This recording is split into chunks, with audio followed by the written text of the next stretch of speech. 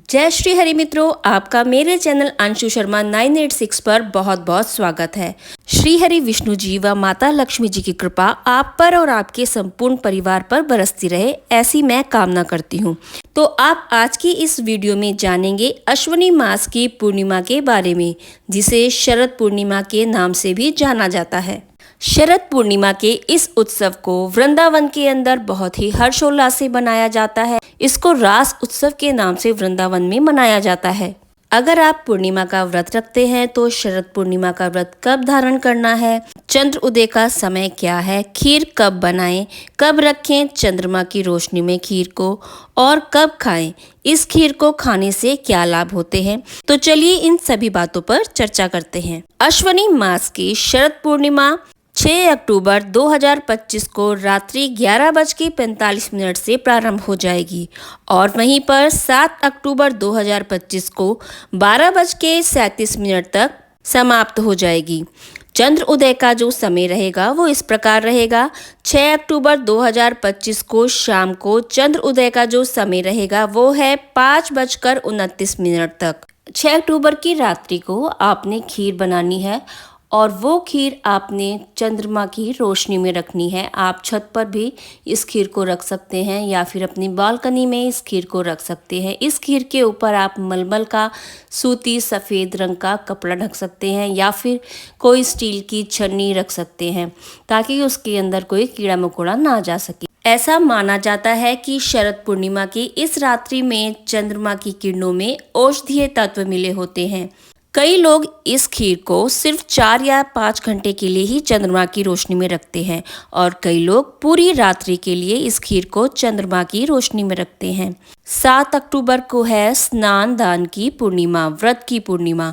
तो उस दिन आप भगवान श्री हरि विष्णु को इस खीर का भोग लगाकर अपने सभी परिवारजनों को इस खीर के प्रसाद का वितरण कर सकते हैं। ऐसा माना जाता है कि अगर आपके घर में कोई भी व्यक्ति रोगी है तो उसको इस खीर का प्रसाद अवश्य खिलाएं, इससे वह रोग मुक्त हो जाएगा। इस दौरान आपको चंद्रमा की रोशनी में 2 से 3 घंटे अवश्य बैठना चाहिए और ओम सोम सोमाय नमः का जाप करना चाहिए या फिर ओम नमो भगवते वासुदेवाय का जाप करना चाहिए। हिंदू सनातन धर्म में शरद पूर्णिमा का एक विशेष महत्व है।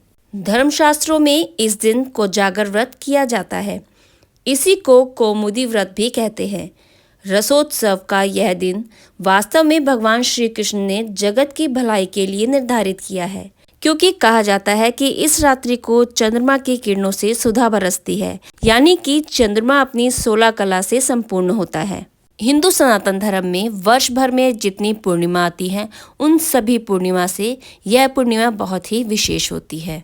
ऐसी मान्यता है कि इस दिन माता लक्ष्मी श्री हरि विष्णु जी के साथ गरुड़ पर सवार होकर इस धरती लोक में भ्रमण करने के लिए आती हैं और अपने भक्तों को आशीर्वाद देती हैं। जो भी भक्तगण इस दौरान माता लक्ष्मी का भजन कीर्तन करते हैं या फिर रात्रि में जागरण करते हैं तो उन सभी पर माता प्रसन्न होती हैं। शरद पूर्णिमा वाले दिन भगवान सत्यनारायण जी की पूजा आराधना व व्रत धारण किया जाता है। इस दिन व्रत धारण करने से व्रती को सुख समृद्धि तो प्राप्त होती ही है, साथ में निरोगी काया का भी आशीर्वाद भगवान सत्यनारायण से प्राप्त होता है। अगर आप शरद पूर्णिमा वाले दिन चावल और दूध से बनी हुई मीठी खीर चंद्रमा की रोशनी में रखते हैं तो चंद्रमा की रोशनी में रखी हुई यह खीर अमृत तुल्य बन जाती है, क्योंकि इस दिन चंद्रमा धरती के बिल्कुल नज़दीक होता है। अगर आप हिंदू सनातन धर्म को मानते हैं तो आपको शरद पूर्णिमा वाले दिन खीर अवश्य बनानी चाहिए और उस खीर को चंद्रमा की रोशनी में अवश्य रखनी चाहिए, क्योंकि चंद्रमा की रोशनी में रखकर यह खीर बहुत ही गुणकारी हो जाएगी। और जब इस प्रसाद को आप ग्रहण करेंगे, अगर आपको कोई भी मानसिक परेशानी है या फिर आपकी कुंडली में चंद्र दोष है या फिर चंद्र शनि का योग बना हुआ है या फिर चंद्र राहु का योग बना है या फिर चंद्र केतु का योग बना है, उन सभी दोषों से आपको मुक्ति मिल जाएगी। तो आपको इस समय का भरपूर फायदा उठाना चाहिए।